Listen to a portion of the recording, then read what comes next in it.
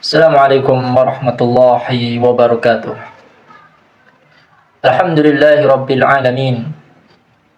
Wabihi nasta'inu ala umuri dunya waddin. Wassalatu wassalamu ala rasulillah wa ala alihi wa sahbihi ajma'in, amma ba'd.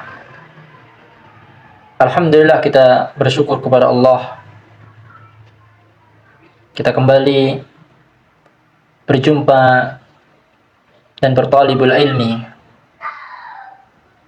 Dan pembahasan kita pada kali ini adalah tentang tauhid rububiyah. Ma'asyiral muslimin, ikhwani wa akhwati rahimakumullah.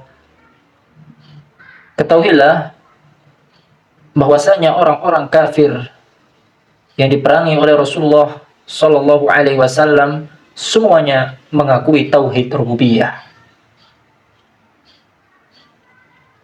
Akan tetapi pengakuan mereka ini tidaklah memasukkan mereka ke dalam Islam. Tidaklah diharamkan darah dan harta mereka. Hal ini menunjukkan bahwa tauhid bukanlah pengakuan dalam perkara rububiyah saja. Dan syirik bukanlah syirik dalam perkara rububiyah saja. Bahkan tak ada seorang pun yang mengingkari tauhid rububiyah kecuali makhluk yang penuh dengan keraguan-raguan. Setiap orang pasti mengakui tauhid yang satu ini tanpa terkecuali pun. Hatta itu Qarun, Namrud, Fir'aun sekalipun, atau bahkan iblis, mereka ini mengakui tauhid yang satu ini. Tauhid rububiyah, yaitu mengetahui bahwa Allah Subhanahu wa taala, sekaligus meyakini mengakui dengan benar bahwa Allah Subhanahu wa taala sang pencipta alam semesta, sang pemberi rizki, yang menghidupkan dan yang mematikan, sang pengatur alam semesta, dan dialah Allah Azza wa Jalla yang menguasai alam ini. Mereka percaya ini. Mereka akui semua ini. Mereka yakin bahwa tauhid rububiyah yang tersematkan dalam hati mereka, yaitu mereka senantiasa mengesahkan Allah dalam perbuatannya. Itu perbuatan Allah Azza wa Jalla.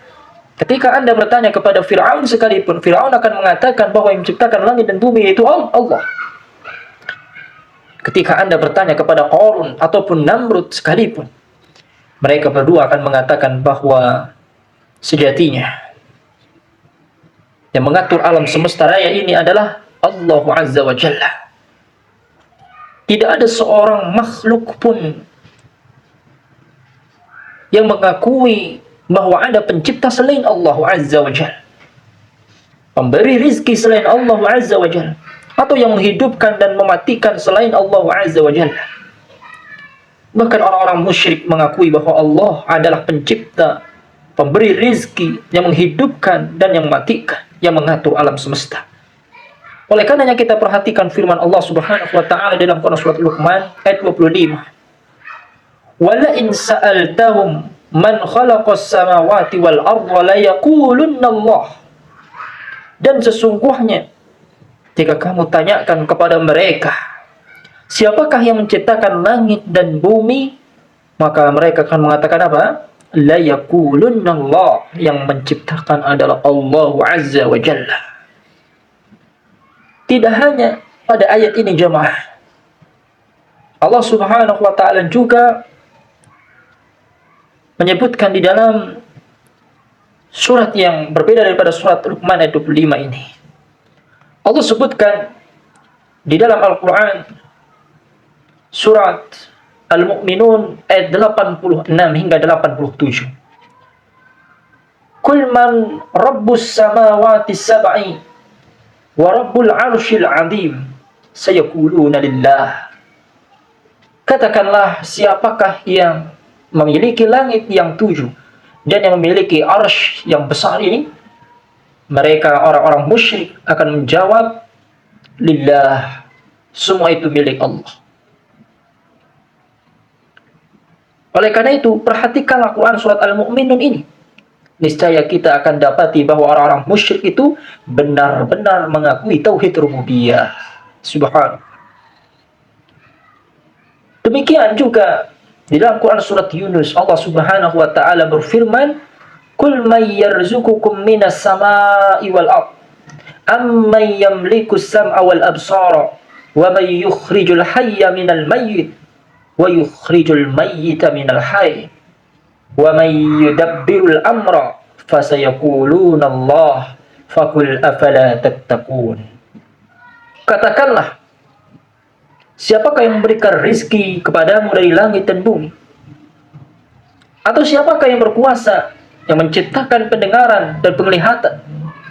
Siapakah yang mengeluarkan yang hidup dari yang mati? Yang mengeluarkan yang mati dari yang hidup? Siapakah yang mengatur segala urusan? Maka niscaya mereka orang-orang musyrik sekalipun akan menjawab Allah Azza wa Jalla.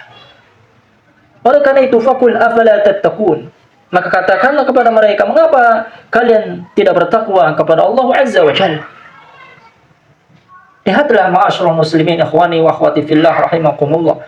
Mereka orang-orang musyrik telah mengakui sifat-sifat rububiyah ini. Maka ingatlah bahwa tauhid bukanlah hanya tauhid rububiyah, sebagaimana yang diyakini oleh ahli kalam dan ahli logika yang menyatakan itu sebagai akidah mereka.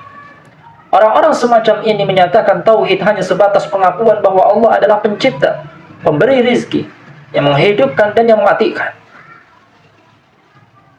Salah satu perkataan mereka adalah Allah itu esa dalam zatnya dan tidak terbagi. Allah itu esa dalam sifatnya dan tidak ada yang serupa dengannya. Allah itu esa dalam perbuatannya dan tidak ada sekutu baginya, yaitu dalam menciptakan, menguasai dan mengatur alam semesta. Semua ini yang disebutkan oleh mereka ahli kalam adalah sebatas pada tauhid rububiyah saja. Maka silahkan kita baca kebenaran ini. Coba kita memperhatikan Al-Quran dan mendengarkan ahlul hadis, para ulama yang menjelaskan tentang iman dan kaitannya dengan rububiyah, tauhid kepada Allah Azza wa Jalla. Kemudian engkau merujuk pada kitab-kitab ahli kalam, maka kita juga akan mendapati di sana ada definisi mereka terhadap tauhid, tidaklah lepas dari tauhid rububiyah. Dan perlu diketahui bahwa tauhid rububiyah bukanlah tauhid yang diminta oleh Allah untuk disampaikan melalui pengutusan Rasul. Juga mereka orang-orang musyrik mengatakan, kami tidaklah berdoa kepada mereka dan menghadapkan wajah kami kepada mereka selain Allah, kecuali untuk mendekatkan diri kami kepada Allah dan untuk memperoleh manfaat atau memperoleh syafaat mereka. Ma'asyiral muslimin rahimakumullah. Maka dengan ini berbeda akidah kita dengan mereka ahlul kalam. Akidah kita senantiasa mengakui rububiyah, juga senantiasa mentauhidkan Allah dari uluhiyahnya maupun asma wa sifatnya. Tidak sebatas hanya meyakini Allah Subhanahu wa taala dengan rububiyahnya saja, itu tidak cukup untuk kesempurnaan iman kita kepada Allah Azza wa Jalla. Kalau seandainya seseorang mengimani Allah Subhanahu wa taala dari sisi rububiyahnya saja, maka Namrud, Qarun, Fir'aun, bahkan iblis telah mendapatkan kesempurnaan iman kepada Allah karena mereka telah mendahului di atas keyakinan mereka. Mereka mengakui rububiyah Allah menciptakan alam semesta ini. Inilah perbedaan kita, hamba-hamba yang beriman kepada Allah. Hamba yang beriman kepada Allah tidak hanya sebatas rububiyah, namun juga meyakini rububiyah, uluhiyah maupun asma wa sifat. Hendaknya kita banyak membaca Al-Quran, memahami tafsirnya, memahami ma'ani, dan bagaimana para ulama menjelaskan tentang rububiyah, tentang uluhiyah dan asma wa sifat, agar supaya kita menjadi hamba-hamba yang senantiasa memahami agama ini dengan lurus, dan kita menjadi hamba-hamba yang senantiasa bahagia di atas keimanan kepada Allah Jalla Jalaluh, Rasulnya Sallallahu Alaihi Wasallam. Demikianlah yang dapat kita sampaikan. Semoga bermanfaat untuk kita semua. Wabillahi taufiq wal hidayah. Jazakumullahu khairan katsira. Wassalamualaikum warahmatullahi wabarakatuh.